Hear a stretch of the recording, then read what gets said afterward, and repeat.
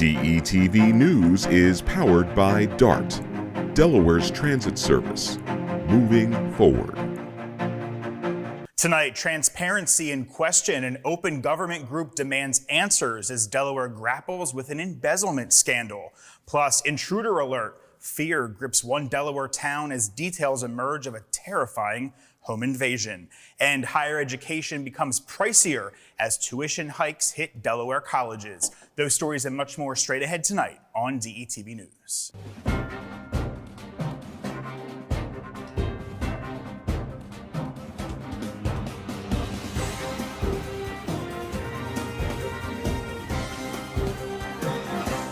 Good evening and welcome to this DETV News Brief. I'm Matt Ford. Thanks so much for being with us tonight. Here's what's making headlines today. An open government group is urging the Delaware General Assembly to investigate an over $180,000 embezzlement at the Department of Labor's Division of Unemployment Insurance. The Delaware Coalition for Open Government claims the state failed to disclose the crime, violating transparency laws. The coalition states the embezzled funds consisted of contributions not only from Delaware employers, but also the federal government. The case involved a former supervisor who embezzled funds in 2023. The group's request follows a report revealing the embezzlement, which was discovered after the suspect's suicide. The coalition seeks answers and measures to prevent future incidents. Tied up and assaulted in their own home. That's what state police say happened during a home invasion early Wednesday morning in Laurel. They say around 6 in the morning, troopers responded to a house on the 32,000 block of Old Stage Road in Laurel. Officials say 2 suspects apparently entered the home, tied the victim up, and assaulted him with what appeared to be a gun. The man reportedly suffered minor injuries, and the suspects then ran from the home with cash and other valuables. The victim was able to get to the front door of the home and call to a passing car to help. Police say there is no surveillance footage available at this time and that the suspects are unknown. Anyone with information is urged to contact Delaware State Police at 302-752-3812. And police are also investigating a shooting that occurred in a Dover neighborhood on Tuesday evening. Authorities say around 5 p.m., troopers were called to North Governors Boulevard for the report of gunfire hitting a home. The investigation revealed that sometime during the early morning hours, the home had been hit several times with gunfire. Troopers say they recouped numerous shell casings at the scene, and according to officials, there were 2 adults and 3 children in the home at the time of the gunfire. Police report that no one was injured, and the motive behind the incident remains unclear at this time. A description of the suspect is unknown as well. Police are investigating the incident, and they're asking anyone with information to contact them. That number is 302-698-8503. And 3 young men are behind bars today on drug charges. The trio was taken into custody after a car stop on the 600 block of Concord Avenue. Following the traffic stop, police executed a search warrant at the home in the 100 block of West 26th Street. Police say they recovered about 200 grams of fentanyl-laced marijuana, over $1,300 in cash, and other drug paraphernalia. Nazir Cassidy, Karan Martin, and Deshaun Moore were all facing numerous charges and being held on cash-only bails. Turning to weather now, let's see how the first weekend of June is shaping up. Plus, I hear there's lots of events going on this weekend. Let's get to the latest. Hey, Shakira. It sure is, Matt. Good day, DETV fam. We've got a stellar weekend lined up for you, so let's dive right in. Today is a gorgeous day and setting the stage for a fabulous few days ahead.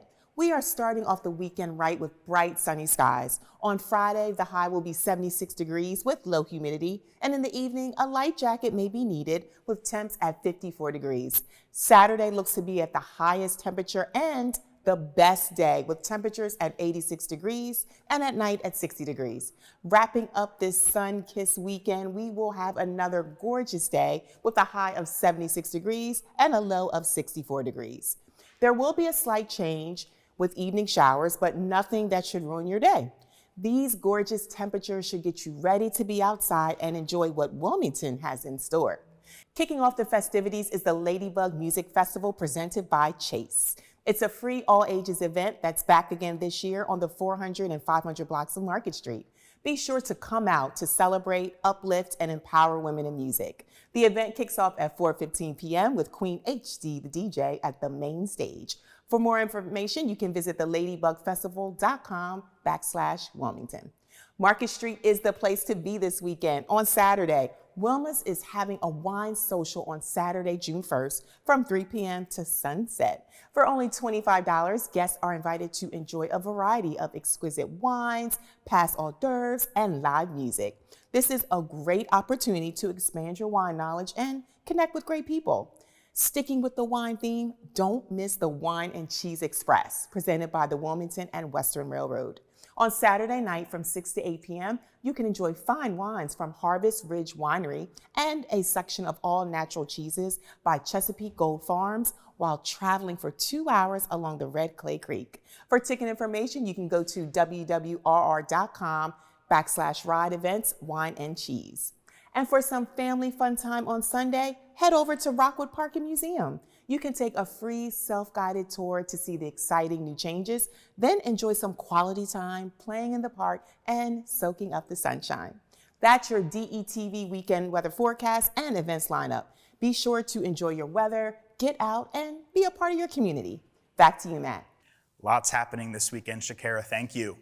So other news now, there's a recall we want to let you and your loved ones know about. Just announced today, Medline Industries is recalling 1.5 million portable adult bed rails after 2 entrapment deaths happened. The recall affects 2 models of what are called bed assist bars. They pose a risk of entrapment and asphyxiation. That's according to the U.S. Consumer Product Safety Commission. The deaths involved women ages 76 and 87 years of age. The recalled rails, sold from years July 2009 to March 2024, should be returned for a full refund. Consumers are urged to stop using these products immediately. And tuition is increasing at 2 Delaware colleges for the 2024-2025 academic year. The University of Delaware will raise tuition by 4%, bringing in-state tuition to $14,600 and out-of-state to $39,100 annually. Additional fees and dorm costs are also rising. Delaware State University will increase tuition by $250, maintaining its position as a cost-effective option among HBCUs. In-state tuition will then be at $9,050, and out-of-state will be $19,014. Delaware Technical Community College's tuition remains unchanged since 2019. Speaking of schools, Delaware's newest charter school, the Brian Allen Stevenson School of Excellence, will open this fall after a year-long delay. The school, starting with grades 6 through 8, will eventually expand to include high school grades.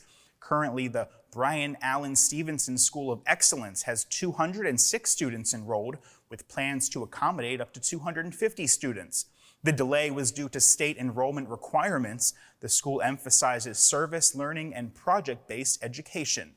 The Brian Allen Stevenson School of Excellence recently received a $100,000 donation from its namesake, Brian Stevenson, to support operational costs and renovations.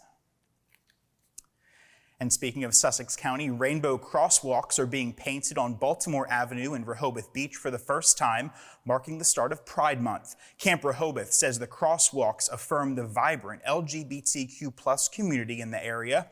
The city is painting 2 crosswalks this week and 2 next week. The project is costing roughly $2,700 and was initiated by the Wilmington-Baltimore Avenue Streetscape Task Force and supported by Commissioner Patrick Gossett and Mayor Stan Mills. The design reflects the LGBTQ+ flag and is intended to be long-term. And before we sign off tonight, something to warm your heart. When a mother duck couldn't reach her ducklings trapped in a storm drain last night, police officers came to the rescue. Police said around 1 a.m. a caller reported a duck distress near Route 13 and Royal Farms. Officers found and saved the ducklings, reuniting them with their mother. Dover Police Lieutenant Mark Hoffman praised the officers' efforts, and as you can imagine, the community's response was astounding, on social media expressing gratitude for the officers' actions. Don't you love those stories? That's going to do it for this edition of DETV News. Be sure to follow us all across your favorite social media platforms. And for a look at news anytime, head to our website. That's detvch.com. For all of us here at DETV News, I'm Matt Ford. We'll see you again next week.